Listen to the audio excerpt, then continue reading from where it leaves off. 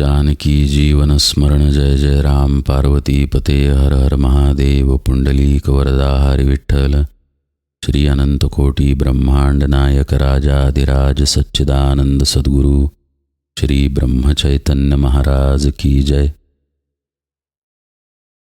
श्री महाराजांच्या सेवेत दासबोध बघत असताना आज शिष्य लक्षणे सुरू होतील। दशक 5वा, समास 3रा, शिष्य लक्षणांचा। दासबोध हा ग्रंथ अक्षरशः सोनं आहे। जो व्यक्ती परमार्थ मार्गावरती आहे किंवा परमार्थ मार्गावरती येऊ इच्छितो किंवा वर्षानुवर्षे साधना करत आहे, अशा कोणत्याही व्यक्तीला हा ग्रंथ नंदादीपासारखा आहे। येथ बोलिला विशद भक्तिमार्ग अशी सुरुवात करून समर्थांनी दासबोध सांगायला सुरुवात केली। यामध्ये आपण कोण आहोत, आपण कोण असतो, आपला जन्म कसा होतो, मोक्ष म्हणजे काय, साधना म्हणजे काय, सद्गुरू म्हणजे काय, शिष्य म्हणजे काय, आपल्या काय काय चुका होत असतात, एवढं सगळं समर्थांनी आपल्याला सांगितलेलं आहे। आणि याशिवाय सुद्धा अनंत गोष्टी समर्थांनी या दासबोधात सांगितल्यात। गोंदवलेकर महाराजांचे एक वाक्य अतिशय सत्य आहे। श्री महाराज म्हणतात, तुम्हाला येणार नाहीत इतक्या शंका घेऊन समर्थांनी त्याची उत्तरं दासबोधामध्ये दिलेली आहेत। असा हा अलौकिक ग्रंथ। कालपर्यंत आपण 10 भागांमध्ये गुरुलक्षणं पाहिली की सद्गुरू नेमका कसा असतो आणि कसा नसतो। नसतो कसा हे सांगणं सुद्धा खूप महत्त्वाचं आहे। हे समर्थ जाणून आहेत आणि म्हणून त्याचं सुद्धा प्रतिपादन त्यांनी केलं। पुष्कळ वेळेला परमार्थ मार्गावरती, भगवंताच्या मार्गावरती वळणारे लोक भाविक अंतःकरणाचे असतात, भोळे असतात, स्वभावानं गरीब असतात, मनानं स्वच्छ असतात। अशा लोकांची या मार्गात खूप जास्त फसवणूक होते। ज्या ठिकाणी गुरुपद नाही त्या ठिकाणी त्यांचा विश्वास बसतो आणि खरं म्हणजे त्यांच्या हाताला काहीही लागत नाही। म्हणून समर्थांनी नाना प्रकारे आपल्याला सावध केलेलं आहे। अर्थात ते फक्त गुरुलक्षण समासामध्येच आपल्याला सावध करत नाहीत, अनेक ठिकाणी करतात, ते आपण वेळोवेळी पाहूच। ही सावधानता मार्गामध्ये प्रवेश करण्याच्या वेळी गरजेची आहे। आपण योग्य ठिकाणी आहोत का, योग्य ठिकाणी शरण आहोत का, हे पाहणं सुद्धा अत्यंत आवश्यक आहे। परमार्थ ही डोळसपणे करण्याची गोष्ट आहे। कसाही मनाला वाटला तसं करण्याची परमार्थ ही गोष्ट नाही। अहो, साधा व्यवहार सुद्धा आपण कसाही मनाला येईल तसा, वाटेल तसा करत नाही। साधी एक कोथिंबिरीची पेंडी घ्यायची असली तरी आपण नीट तपासून पाहतो, पानं कशी आहेत, दर किती आहे, सगळं काही पाहतो आणि मग खरेदी करतो। इथे तर संपूर्ण आयुष्य साधनेमध्ये व्यतीत करायचं आहे। इथे आपल्याच भगवत स्वरूपाला आपण भेटायचं आहे। ही अत्यंत गांभीर्यानं आणि प्रामाणिकपणे करण्याची गोष्ट आहे। जणू तो आपल्या आयुष्याचा केंद्रबिंदू ठरला पाहिजे, इतकं त्याला महत्त्व आहे। नव्हे नव्हे आपलं संपूर्ण आयुष्य हे साधनामयच झालं पाहिजे। मग जिथून आपण ती साधना घेणार, जिथे आपण शरण जाणार, जिथे भक्ती भाव ठेवणार, ते ठिकाण पवित्र आणि खरं असायला नको का?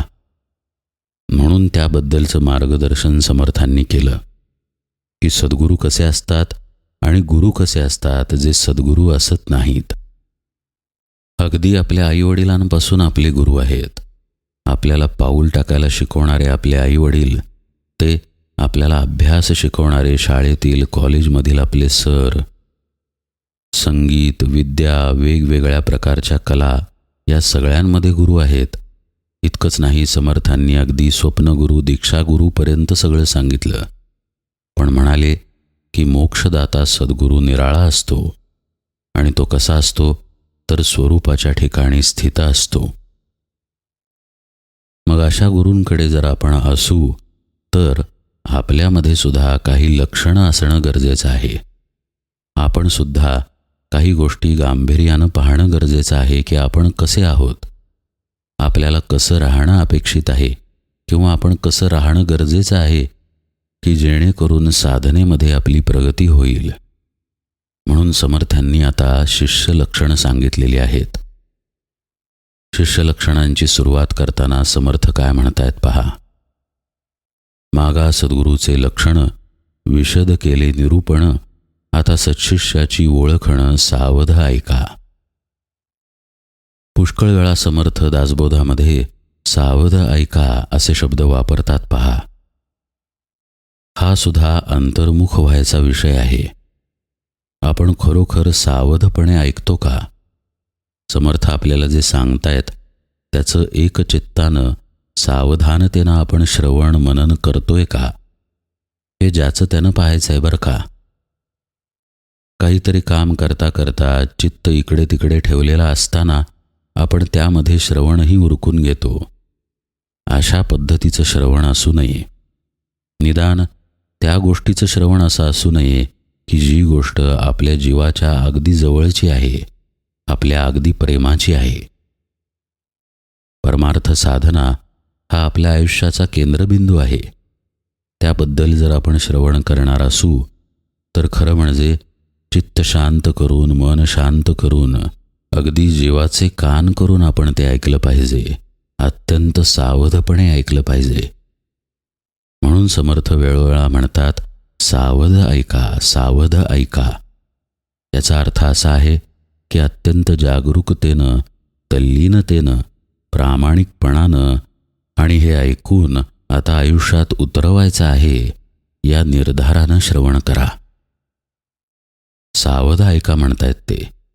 सद्गुरु विण सत्शिष्य तो वाया जाय निशेष, का सत्शिष्ये विण विशेष सद्गुरु सेणे.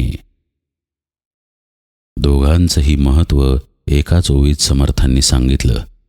सद्गुरूंचं पण आणि सत्शिष्याचं पण. फक्त महत्त्व सांगितलं नाही तर परस्पर संबंधही सांगितला की सद्गुरू लक्षणं अंगी आहेत, पण त्याला जर शिष्यच मिळाला नाही योग्य तसा तर त्याचं सद्गुरू पण काय कामाचं. आणि शिष्याची अगदी उत्तम लक्षणं अंगी आहेत, पण जर सद्गुरू भेटच घडली नाही तर तो वाया जातो असं समर्थ म्हणतायत. दोन्ही गोष्टी गरजेच्या आहेत. सत्शिष्य लक्षणं असणारा शिष्यही गरजेचा आहे आणि सद्गुरू लक्षणं असणारा सद्गुरूही गरजेचा आहे. दोघांची गाठ पडली की मग तिथं परमार्थ फुलतो. साखर हवी आहे, पण योग्य तसं दूधही गरजेचं आहे, जे तापवत गेल्यानंतर व्यवस्थित आटेल.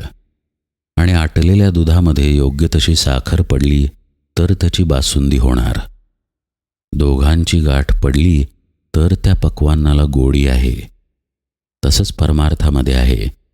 सद्गुरू लक्षणं काय आणि शिष्य लक्षणं काय, एकमेकांची गाठ पडणं गरजेचं आहे.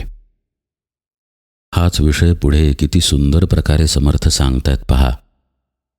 उत्तम भूमी शोधिली शुद्ध, तेथे बीज पेरिले किड खाद, का ते उत्तम बीज परिसंबंध खडकेसी पडिला. अगदी उत्तम भूमी शोधून काढली, पण त्याच्यामध्ये जर किडलेलं बी टाकलं तर ते उगवून येईल का? किंवा बी उत्तम आहे, पण जर जमीन खडकाळ असेल तर तिथे तरी ते उगवून येईल का? समर्थ एकमेकांची पूरकता सांगतात बरं का. सद्गुरू आणि सत्शिष्य यांच्यामध्ये पूरकता पाहिजे, हा त्यांचा मुद्दा आहे. जसं ते पहिल्या ओळीत म्हणाले की सत्शिष्यावेण सद्गुरूला शीण आहे आणि सद्गुरूवेण सत्शिष्य वाया आहे. दोघांनाही एकमेकांची गरज आहे. ही गोष्ट ते आपल्याला पटवून देत आहेत. बीज म्हणजे सद्गुरू आहेत, तर जमीन असणं सकस हे शिष्याचं काम आहे. त्याच्यात बीज मंत्र पेरला गेला, सद्गुरूंचं बी पडलं तर शिष्याला आत्मबोधरूपी अंकुर निश्चित फुटतो. म्हणून समर्थ म्हणतायत की दोन्हीही उत्तम गोष्टी एकत्रित येणं गरजेचं आहे.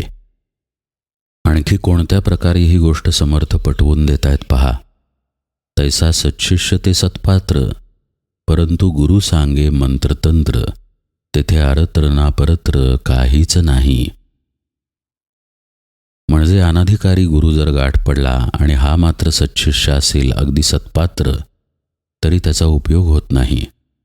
गुरु काय सांगतोय? मंत्रतंत्र असल्याच विद्या सांगतोय आणि आत्मज्ञान बाजूला राहिलेलं आहे. परमार्थ साधना आहे स्वतःला ओळखण्यासाठी. समर्थांच्या भाषेत सांगायचं झाल्यास, ऐक ज्ञानाचे लक्षण, ज्ञान म्हणजे आत्मज्ञान, पाहणे आपणासी आपण, या नाव ज्ञान. आपल्या स्वतःची ओळख करून घेण्यासाठी परमार्थ आहे. पण ही गोष्ट बाजूला ठेवायची आणि भलतंच काहीतरी मंत्रतंत्र सांगत बसायचं. असा गुरु गाठ पडला पण शिष्य सत्पात्र असेल तर तिथं काहीच घडून येत नाही. पुढे समर्थ म्हणतायत, अथवा गुरु पूर्ण कृपा करी, परी शिष्य अनाधिकारी, भाग्यपुरुषाचा भिकारी पुत्र जैसा. बाप अगदी भाग्यपुरुष आहे, सद्गुरू आहेत, पण पुत्र भिकारी निघावा, शिष्य भिकारी निघावा, अशातला हा प्रकार. सद्गुरू लक्षणं ज्यांच्या ठिकाणी पूर्णत्वानं विलसत आहेत असे सद्गुरू आहेत, पण शिष्य मात्र अनाधिकारी आहे. त्याला ते नकोच आहे जे सद्गुरूंना द्यायचं आहे, तर मग त्याचा काय उपयोग? गोंदवलेकर महाराज देह ठेवण्याच्या काही दिवस आधी भाऊसाहेबांच्या घरी वांग्याची भाजी आणि भाकरी खायला गेले. जेवण करता करता ते भाऊसाहेबांना म्हणाले, भाऊसाहेब, मी परमार्थाचा बाजार मांडला, पण मला कस्तुरीचा चाहता मिळाला नाही. सगळे हिंगमिऱ्याचे गिराईक आले. सद्गुरू आहेतच मुळी देव भेटवण्यासाठी, म्हणजे आपल्याला आपल्याच आत्म्याची ओळख करून देण्यासाठी, स्वरूप दर्शन घडवून देण्यासाठी. त्याचा मार्ग ते सांगतात. हे त्यांचं मुख्य कार्य आहे. मोक्ष देणारे असे ते आहेत. आणि हे त्यांच्याकडं मागणं म्हणजे कस्तुरी मागणं. ते जी गोष्ट द्यायला बसलेले आहेत ती गोष्ट त्यांच्याकडे मागायला कुणी जात नाही, ही खंत श्री महाराजांनी बोलून दाखवली. अर्थात स्वतः खुद्द भाऊसाहेब केतकर म्हणा किंवा ब्रह्मानंद महाराज, आनंदसागर महाराज असे अनेक अधिकारी शिष्य महाराजांना भेटले, पण तरी संताचं अंतःकरण असं असतं की सगळ्यांचा उद्धार व्हावा. कुणीही पुन्हा जन्ममरणाच्या या चक्रात अडकू नये, आपल्या स्वरूपाला प्राप्त व्हावं आणि मुक्त होऊन जावं. त्या दृष्टीनं संताला असं वाटत राहतं की कुणाचा उद्धार माझ्याकडनं घडलाच नाही, मला जे द्यायचं होतं ते मला देता आलंच नाही. अशाच पद्धतीची कणव असलेली खंत धनकवडीचे शंकर महाराज यांनी सुद्धा देह ठेवण्याच्या आधी व्यक्त केली होती. म्हणाले, अरे माझ्याकडे जे आहे ते घ्यायला कोणी आलंच नाही. सद्गुरू हे असं आत्मज्ञान देण्यासाठी बसलेले असतात. आपण मात्र संतांकडे, सद्गुरूंकडे आपला प्रपंच घेऊन जातो. आपल्या आयुष्यात सुबत्ता यावी, आपलं घर दार पैका अडका हा व्यवस्थित राहावा आणि वाढत जावा, या आपल्या सुप्त इच्छा असतात. या इच्छांशी आपण कृपेचा संबंध जोडून ठेवतो आणि त्या भावानं आपण संतांकडे जात राहतो. या स्थूल गोष्टींमध्ये आपण आपलं कल्याण मानतो. संत मात्र बसलेले आहेत आत्मकल्याण साधून देण्यासाठी. समर्थांचा म्हणण्याचा हेतू असा आहे की ते जे द्यायला बसले आहेत ती गोष्ट घेण्यासाठी त्यांच्याकडे गेलं पाहिजे. आपण औषधाच्या दुकानात जाऊन पालेभाजी मागत नाही किंवा भाजी बाजारात जाऊन सोनं खरेदी करत नाही. सोनं घ्यायला सराफाकडे जावं लागतं, भाजी घ्यायला भाजीवाल्याकडे जावं लागतं आणि औषधं घ्यायला औषधाच्या दुकानात जावं लागतं. तसं मोक्ष मिळण्याचं स्थान म्हणजे सद्गुरूंचे पाय आहेत. त्यासाठी जी साधना आहे ती मिळण्याचं स्थान म्हणजे सद्गुरूंचे पाय आहेत. तर ते घेण्यासाठी तिथं जावं हे समर्थांना निर्देशित करायचं आहे. ते म्हणतायत, सद्गुरू अधिकारी असतो, पण शिष्य अनाधिकारी ठरतो. मग भाग्यपुरुषाचा भिकारी पुत्र जैसा असं ते होऊन बसतं. तैसे एका विण एक होत असे निरार्थक, परलोकीचे सार्थक ते दुरावे. एकाशिवाय एक अपूर्ण आहे अशा रीतीनं हे समर्थांनी सांगितलं. सत्शिष्य अपूर्ण आहे जर सद्गुरू लाभले नाहीत, आणि सद्गुरूंना खंत आहे जर खरा सत्शिष्य भेटला नाही. म्हणून समर्थ पुढे काय म्हणतायत पहा. म्हणून ही सद्गुरू आणि सत्शिष्य तेथे न लगती सायास, त्या उभयतांचा हव्यास पुरे एक सरा. तसं सद्गुरू आणि सत्शिष्य भेटीचं आहे. जसं नदी सागराला भेटते पहा, अगदी मिसळून जाते. सागरही उतावीळ असतो तिला सामावून घेण्यासाठी, आणि नदीही उतावीळ असते सागर रूप होण्यासाठी. तसं सद्गुरू आणि सत्शिष्याचं घडतं. ते एकमेकांमध्ये असे मिसळतात की जणू एकमेकांचा हव्यास आहे. मग तिथे अनुकूल गोष्टींची भेट झाली असं म्हणता येईल. जे सद्गुरूंना हवं आहे ते सत्शिष्य रूपानं समोर आलं, आणि सत्शिष्याला जे हवं आहे ते सद्गुरूंच्या रूपानं भेटलं. समर्थांच्या उपदेश करण्यामधली सखोलता पहा. शिष्य लक्षणं आपण पाहणार आहे. त्याची सुरुवात समर्थ करतायत. ती सुरुवात त्यांनी लगेच लक्षणं सांगण्यात केली नाही. त्यांनी याचं महत्त्व पटवून दिलं की सत्शिष्य लक्षणं असणं पण का महत्त्वाचं आहे. सद्गुरू तर सद्गुरूंच्या ठिकाणी आहेतच. जसं की आपण पंढरीला गेलो तर परमात्मा कमरेवरती हात ठेवून उभा आहेच. तो तसाच आहे, वर्षानुवर्ष युगानुयुग तसाच राहणारही आहे. आपण भक्त आहोत का याचा आपण विचार करणं गरजेचं आहे.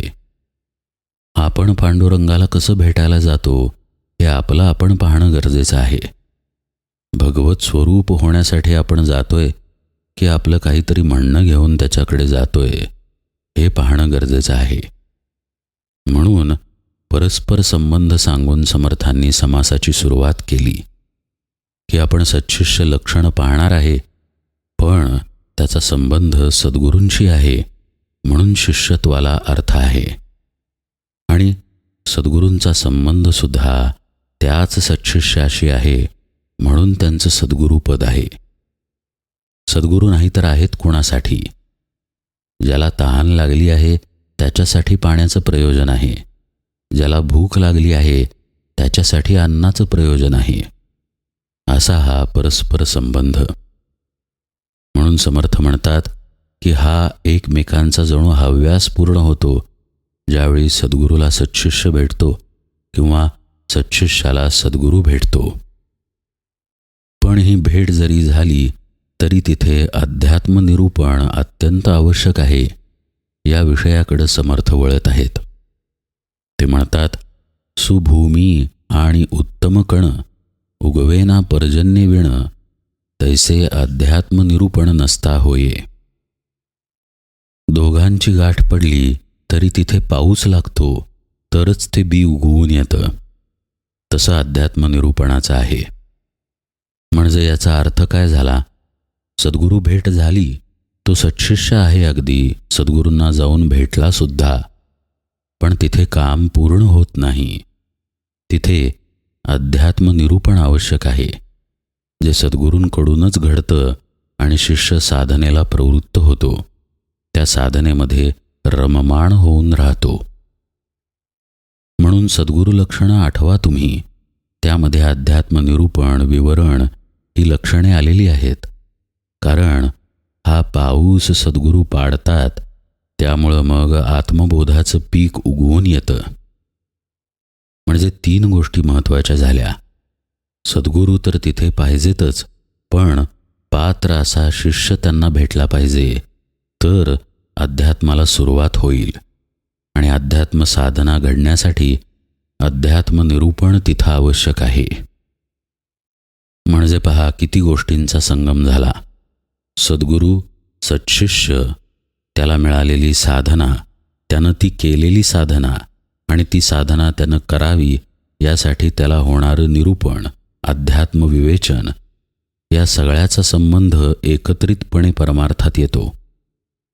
हाच विषय समर्थांनी सखोलपणे जाऊन पुढे सांगितलाय. त्यामुळं आत्ता जी ओवी आपण पाहिली, सुभूमी आणि उत्तम कण उगवेना पर्जन्य विण, तैसे अध्यात्म निरूपण नसता होये, ही ओवी आणि त्या पुढच्या ओव्या आणखी सखोलतेनं आपण यथावकाश पाहूया. आज निरूपण सेवेला इथेच विराम देतो.